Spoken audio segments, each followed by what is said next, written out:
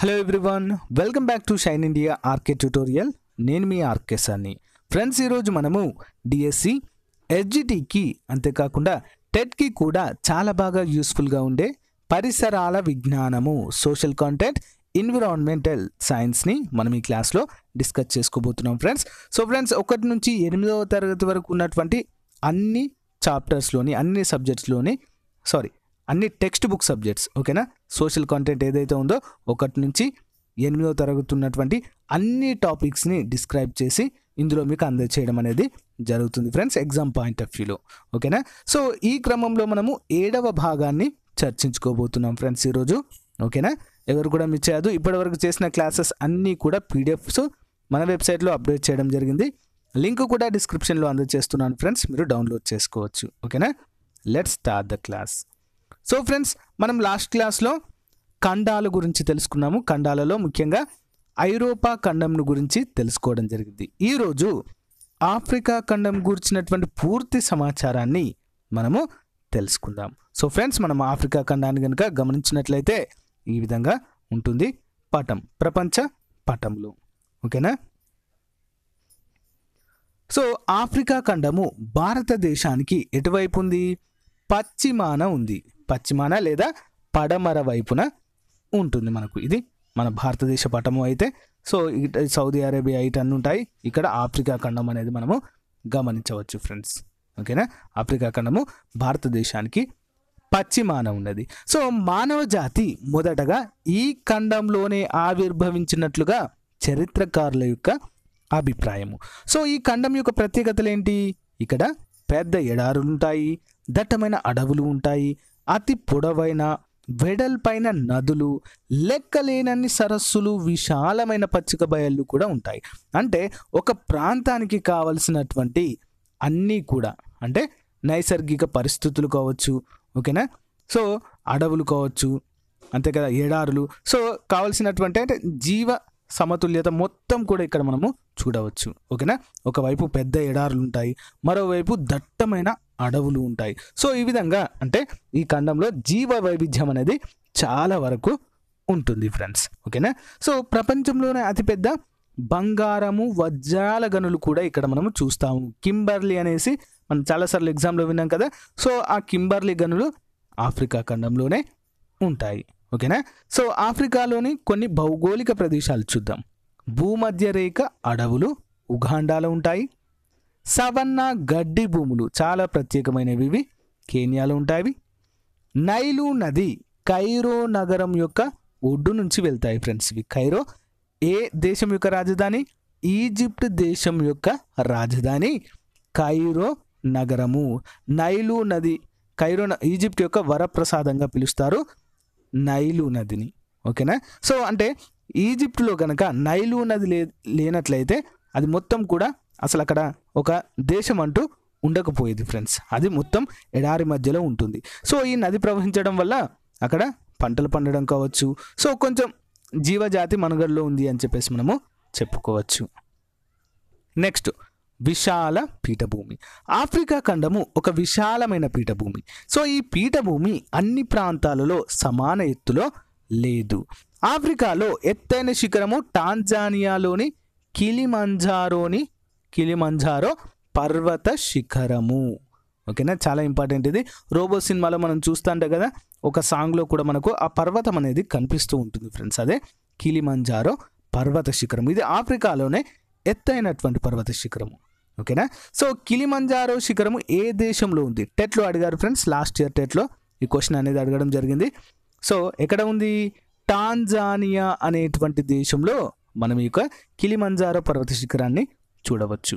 Next, Africa ఉత్తర భాగాన atlas పర్వతాలు ఉంటాయి. ఉత్తరాన ఏముంటాయి? అట్లాస్ పర్వతాలు. నెక్స్ట్, ఆఫ్రికా ఖండంలో ప్రవహించే ముఖ్యమైన నదులను గురించి చూద్దాము.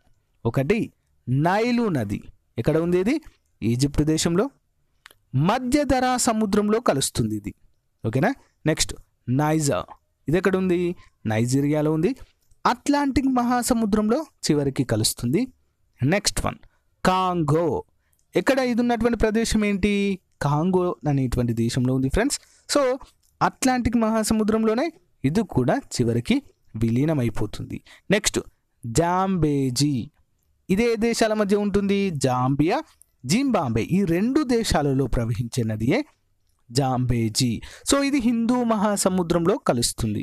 ఇక్కడ హిందూ మహాసముద్రంలో. సో ఇవి ముఖ్యమైనటువంటి నదులుగా చెప్పుకోవచ్చు మనము ఆఫ్రికా ఖండంలో ప్రయాణించేటివి. నెక్స్ట్ నైలు నది విక్టోరియా సరస్సు నుంచి ఏర్పడుతుంది.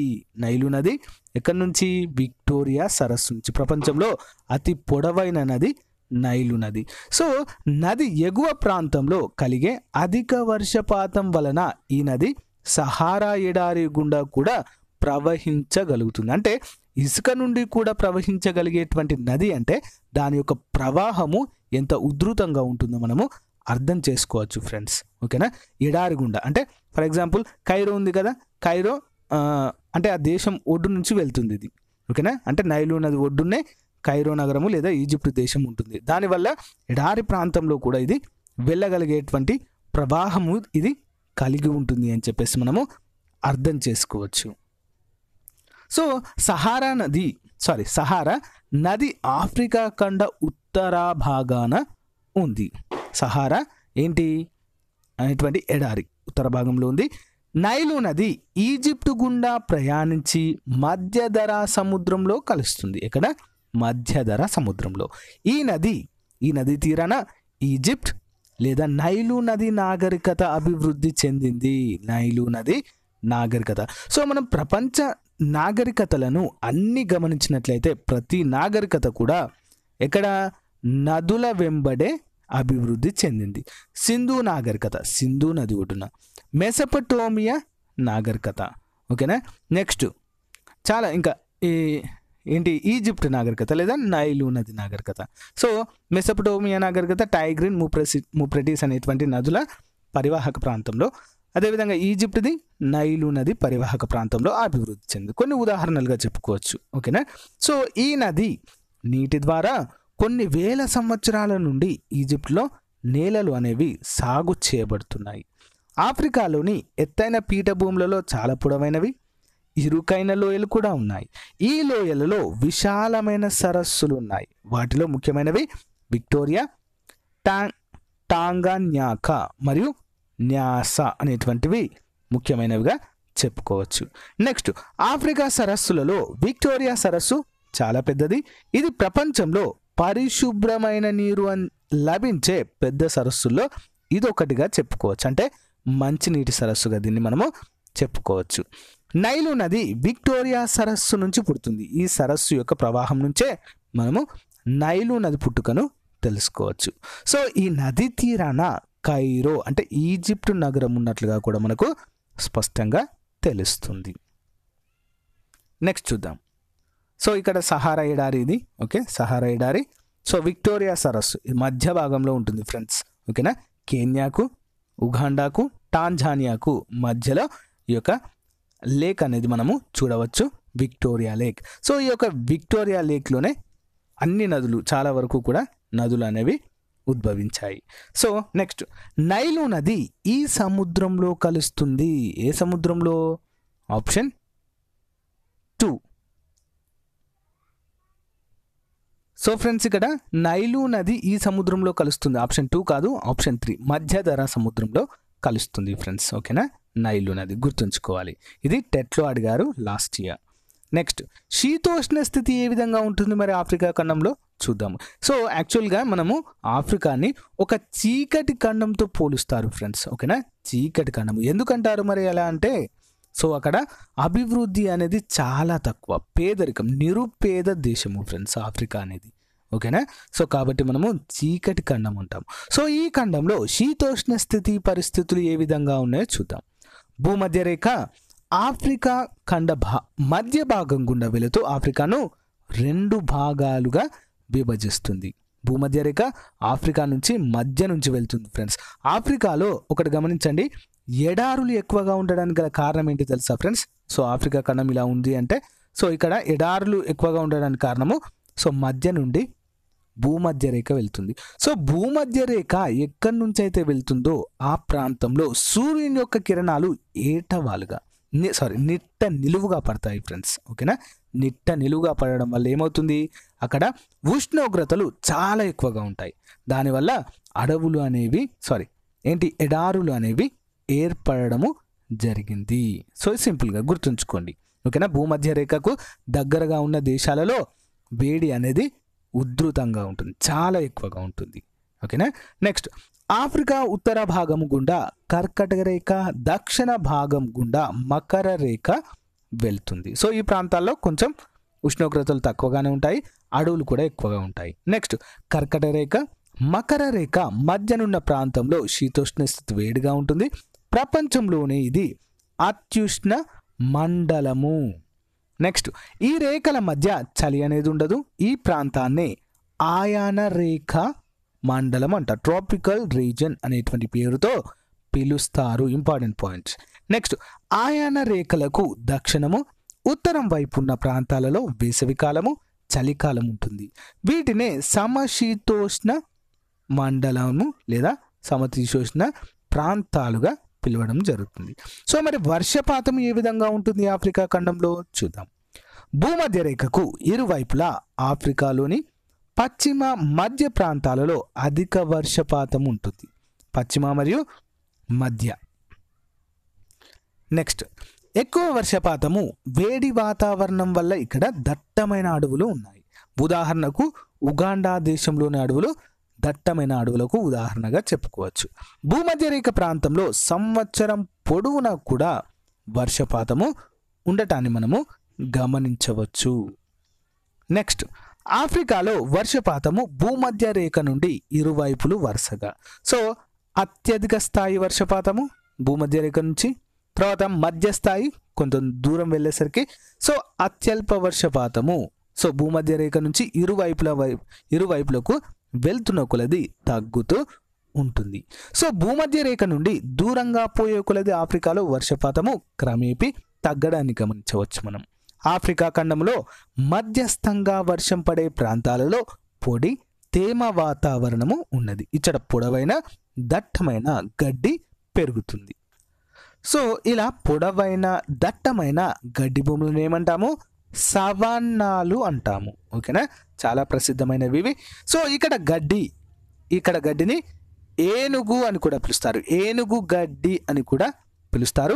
ఇక్కడ ఏనుగు కూడా కనిపించనంత ఎత్తులో ఉంటాయి ఫ్రెండ్స్ ఈ గడ్డి భూములు. ఓకేనా, అంటే అంత హైట్ వరకు పెరుగుతాయి. ఉదాహరణకు కేన్యాలోని సవన్నాలు వీటికి ఉదాహరణ. నెక్స్ట్ ఆఫ్రికాలో ఎక్కువ భూభాగము వర్షపాతము తక్కువగా ఉన్న ప్రాంతము శుష్క ప్రదేశము.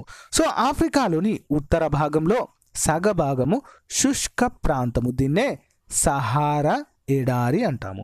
సో ఎడారి ప్రాంతంలో ముళ్ళ పొదలు, చిన్న చిన్న గడ్డి భూములు అనేవి లేదా గడ్డి మొక్కలు ఇక్కడ ఎక్కువగా పెరుగుతూ ఉంటాయి. ఆఫ్రికాలో సహజ వృక్ష సంపద భూమధ్య రేఖకి ఇరువైపులా వరుసగా ఏ విధంగా ఉంటుంది. భూమధ్య రేఖకి ఇది అనుకోండి. సో ఇరువైపులా అటు ఇటు ఏ విధంగా ఉంటాయో చూద్దాం. భూమధ్య రేఖ ఈ ప్రాంతము అడవులతో నిండి ఉంటుంది. సో భూమధ్య రేఖకి ఇరువైపులా వెళుతున్న కొలది విశాలపత్ర వృక్షాలు గడ్డి భూములు ఉంటాయి, తర్వాత సవన్నాలు ఉంటాయి. ఎడారి ప్రాంత వృక్ష సంపదను కూడా మనము ఇక్కడ చూడవచ్చు. నెక్స్ట్ వన్, ఈ ఎడారి గుండా ప్రయాణించే ఏకైక నది నైలు నది.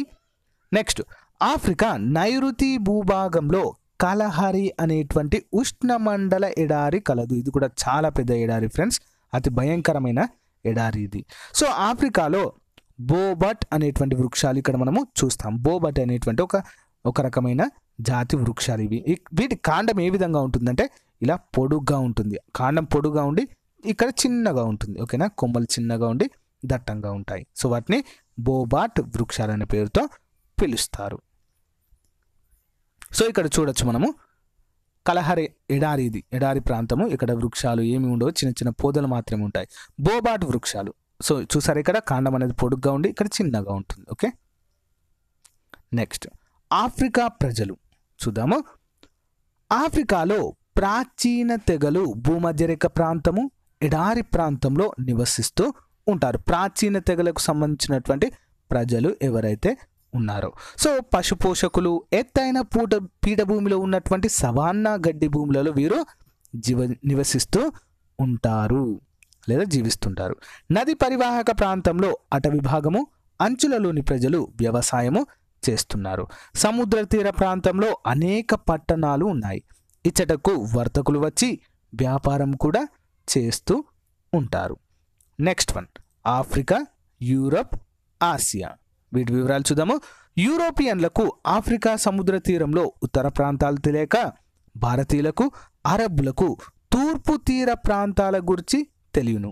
తీర ప్రాంతాలు మిగిలిన ప్రాంతాలు తెలియవు. తీర ప్రాంతాలు తప్ప మిగిలిన ప్రాంతాలు అనేవి తెలియవు. సో 500 సంవత్సరాల క్రితము యూరోపియన్లు సముద్ర మార్గం గుండా భారతదేశానికి చేరుకున్నటకు ఆఫ్రికా చుట్టూ తిరిగి వచ్చేవారు.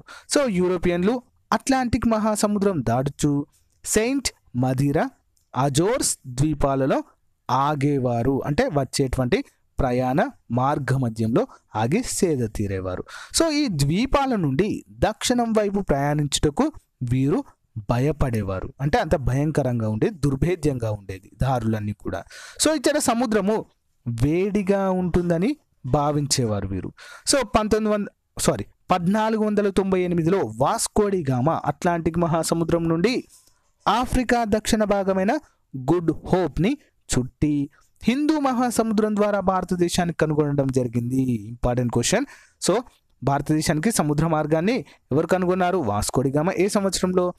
1498 సంవత్సరంలో కనుగొనడము జరిగింది. నెక్స్ట్ చూద్దాం. యూరోపియన్లు మొదట ఆఫ్రికాలోనికి వెళ్ళడానికి ప్రయత్నించినప్పుడు ఆఫ్రికా తెగలవారు, ఓకేనా, తెగలవారు వారితో యుద్ధాలు చేశారు.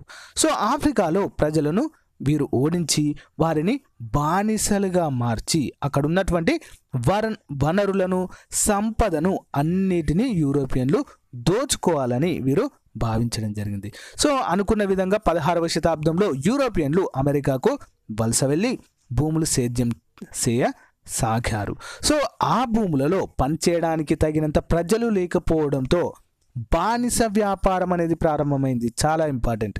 సో అమెరికాలో పనిచేయడానికి వారికి హ్యూమన్ రిసోర్స్ అనేవి ఎక్కువగా లేవు. సో దానివల్ల వాళ్ళకు ఒక ఆప్షన్ కనిపించింది. ఏంటి? మన ఆఫ్రికాను ఆక్రమించాం కాబట్టి సో ఇక్కడ ఉన్నటువంటి ప్రజలందరినీ మనము బానిసలుగా మార్చి అమెరికాకు పంపించి అక్కడ వ్యవసాయ భూములో వీరితో పని చేపించుకున్నాము అని చెప్పేసి ఒక క్రూరత్వమైనటువంటి వ్యాపార మార్గం వీరికి కనిపించింది. సో ఆ భూములలో పనిచేయడానికి తగినంత ప్రజలు లేకపోవడంతో బానిస వ్యాపారం ప్రారంభమైంది. గినియా తీరంలో ఆఫ్రికా తూర్పు తీర ప్రాంతంలో ఉన్న ఆఫ్రికా వాసులను బంధించి బానిసలుగా మార్చి యూరోపియన్లకు అమ్మేవారు. ఇందుకు ప్రతిఫలంగా ఆఫ్రికాలోని కొన్ని తెగల పెద్దలు యూరోపియన్ల నుంచి తుపాకులు, ఆయుధాలు, మద్యం, దుస్తులు కూడా పొందేవారు ఫ్రెండ్స్. ఓకేనా? సో బానిసల వల్ల అమెరికాలో కూడా అమానుషంగా ప్రవర్తించేవారు. బానిసల యొక్క పట్ల ఎవరైతే ఆఫ్రికా నుంచి అమెరికాకు పనిచేయడానికి వెళ్ళారో అక్కడ కూడా వారిని నల్ల జాతీయులుగా చూసి వారి పట్ల తీవ్రమైన వివక్షతను చూపేవారు. ఆఫ్రికా నుంచి ఎన్నో లక్షల మందిని బానిసలుగా అమెరికా, దక్షిణ ఉత్తర ప్రాంతాలకు దగ్గరలోని ఇతర ద్వీపాలకు కూడా వీరిని తరలించి బానిసలుగా మార్చుకొని పనిచేయించేవారు. నెక్స్ట్ 16-17వ శతాబ్దాలలో ఈ వ్యాపారం ఎన్నో కంపెనీలు నిర్వహించాయి. 19వ శతాబ్దంలో ఇది ముగిసినది. సో 1860లో అమెరికాకు వచ్చిన బానిసలందరినీ స్వేచ్ఛాయుత అమెరికా పౌరులుగా ప్రకటించడం జరిగింది. సో అంతటితో వీరికి బానిసత్వపు సంఖ్యలు తొలగాయని చెప్పుకోవచ్చు. కానీ ఈనాటికి కూడా రేసిజం, ఓకేనా, ఈ యొక్క అంటే బ్లాక్స్ వైట్స్ అనేటువంటి ఒక న్యూనత భావంగా చెప్పుకోవచ్చు. దీన్ని మనము ఏంటంటే తీవ్రమైన వ్యతిరేకత వీరిపైన చూపిస్తారు ఫ్రెండ్స్. వీరిని ఒక అంటరాని వారుగా అక్కడ చూడడం అనేది జరుగుతుంది. బ్లాక్స్ వీరు, ఓకేనా, వీళ్ళు బానిసలే అని చెప్పేసి ఇప్పటికి కూడా వీరు అలాంటి వివక్షతను అమెరికాలో ఎదుర్కొంటున్నారు. నెక్స్ట్ యూరప్ వలస ప్రాంతాలు. సో ఆఫ్రికాలోని సుడాన్, ఇంగ్లాండ్, జైరీలను బెల్జియం వలస రాజ్యాలుగా మార్చుకున్నాయి. సో ఇథియోపియా, లైబీరియాలో ఏ దేశం వలస స్థాపించలేదు. అంటే ఆఫ్రికాలోని కొన్ని దేశాలను ఎవరు ఇంగ్లాండ్ అంటే ఆఫ్రికాలోని సుడాన్ను ఇంగ్లాండు, జైరీలను బెల్జియం వలస రాజ్యాలుగా మార్చుకుంటే ఇథియోపియా, లైబీరియాలోని ఏ దేశము వలస స్థాపించలేదు. ఎందుకు మరి? రీజన్ ఏంటి అంటే ఇక్కడ ఎడారులు ఎక్కువగా ఉంటాయి, తీవ్రమైన ఎండ అనేది ఉంటుంది. యూరోపియన్లు ఏంటంటే వారిని ఎక్కువ ఎండను తట్టుకోలేరు ఫ్రెండ్స్. ఓకేనా, మధ్యస్థంగా ఉండాలి వారికి. నెక్స్ట్, యూరోపియన్లు వలస స్థాపించిన తొలి ప్రాంతాలు ఏంటో చూద్దాము. ఉత్తరం నుండి నైలు నది పుట్టుక స్థానం వరకు, పశ్చిమ ప్రాంతంలో నైజర్ లోయ ప్రాంతం వరకు, దక్షిణం వైపు కేప్ టౌన్ నుంచి జాంబేజీ నది పరివాహక ప్రాంతం వరకు కూడా వీరు ఆక్రమించారు. సో ఆఫ్రికా ఖండము దక్షిణ ప్రాంతంలో బంగారము, వజ్రాల గనులు నేటికి యూరోపియన్ కంపెనీల ఆధీనంలోనే ఉన్నాయి ఫ్రెండ్స్. ఇప్పటికీ కూడా జాంబియా, జింబాబ్వేలలో విలువ కట్టలేని రాగి గనులు మనకు ఇప్పటికి కూడా కనిపిస్తాయి. యూరోపియన్లు ఆఫ్రికాలో టీ, కాఫీ, రబ్బర్, పొగాకు తోటల పెంపకం చేపట్టి వాటి ఉత్పత్తులను ఐరోపాకు ఎగుమతి చేసేవారు అని చెప్పేసి ఇక్కడ మనకు స్పష్టంగా తెలుస్తుంది. 1913 నాటికి ఆఫ్రికాలో ఐరోపా వలస పాలిత దేశాలు ఏంటో చూద్దాము. సో బ్రిటన్ ఏ దేశాలను ఆక్రమించింది? బ్రిటన్ ఈజిప్ట్, సుడాన్, కేన్యా, దక్షిణాఫ్రికా, జింబాబ్వే, జాంబియా, నైజీరియా. ఫ్రాన్స్ దేశము Monaco, Algeria, Mali, Mauritania, Madagascar, Ivory Coast, Guinea, Congo Republic. Next Belgium, Zaire, Belgian Congo. Next Italy, Libya, Somalia. స్వాతంత్ర దేశాలు కొన్ని, ఇథియోపియా, లైబీరియా ప్రాంతాలు స్వతంత్ర దేశాలుగా ఏ దేశం చేత పాలించబడలేనట్లుగా మనకు తెలుస్తుంది. నెక్స్ట్ స్వతంత్ర ఆఫ్రికా. ఆఫ్రికా దేశాలు యూరోపియన్ల అధికారం నుంచి శతాబ్ద కాలంగా స్వాతంత్రము పొందుతున్నాయి.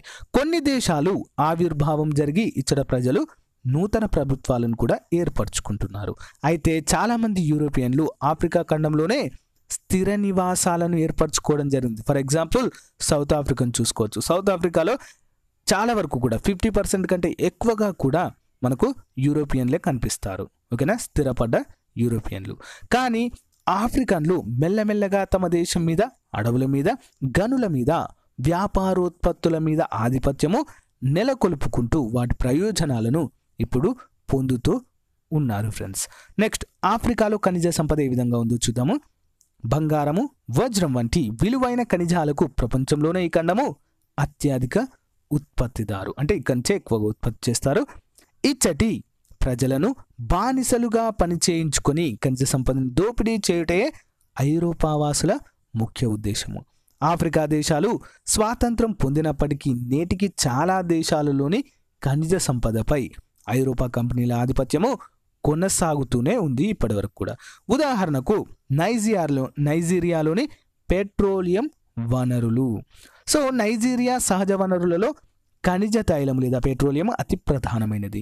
ఈ దేశంలోని చమురు శుద్ధి కర్మాగారాలపై డచ్ కంపెనీలు ఇప్పటికీ కూడా ఆధిపత్యాన్ని కొనసాగిస్తున్నాయి. 1958 నుంచి నైజీరియా ఖనిజ తైలాన్ని ఎగుమతి చేస్తూనే ఉంది. దేశంలో చమురు శుద్ధి కర్మాగారాలు నెలకొల్పబడిన ప్రదేశాలు హర్కోర్ట్, వారిపోచ్ అనేటువంటి ప్రాంతాలు. నైజీరియా ప్రభుత్వానికి ఈ ఖనిజ పరిశ్రమల్లో వాటా చాలా తక్కువ. ఓకేనా, నైజీరియా వాటా తక్కువగా ఉంటుంది నైజీరియా ప్రభుత్వాన్ని. ఓకేనా, సో వేరే దేశాలది అంటే యూరోపియన్ దేశాలది చాలా ఎక్కువగా ఉంటుంది అని చెప్పేసి మనకు తెలుస్తుంది. నూతన సాంకేతిక పరిజ్ఞానంతో పెద్ద మొత్తంలో పెట్టుబడులతో విదేశీ కంపెనీలు ఆఫ్రికాలోని ఖనిజాలు వెలికితీసి శుద్ధి చేసి పరిశ్రమలను నెలకొల్పి స్థానికులకు ఉపాధిని కూడా కల్పిస్తున్నాయి. నెక్స్ట్ నైజీరియా చమురు శుద్ధి కర్మాగారాలపై ఆధిపత్యం కలిగిన కంపెనీలు ఏవి? ఆన్సర్ ఆప్షన్ 4 డచ్ కంపెనీలు. లేటెస్ట్ క్వశ్చన్ ఇది. ఓకేనా, లాస్ట్ ఇయర్ టెట్లో అడిగినటువంటి క్వశ్చన్. సో ఫ్రెండ్స్, ఇది ఆఫ్రికా ఖండానికి సంబంధించినటువంటి పూర్తి డీటెయిల్స్ ఎగ్జామ్ పాయింట్ ఆఫ్ వ్యూలో తెలుసుకోవడం అనేది జరిగింది. సో ఫ్రెండ్స్, నా క్లాస్ మీకు నచ్చినట్లయితే లైక్ చేయండి, మీ ఫ్రెండ్స్ అందరితో షేర్ చేయండి. ఈ వీడియోకి సంబంధించి పీడిఎఫ్ ఫైల్ కావాలనుకుంటే డిస్క్రిప్షన్లో లింక్ ఇస్తాను, డౌన్లోడ్ చేసుకోండి. ఓకేనా, thank you friends, thank you for your time, have a nice day, bye.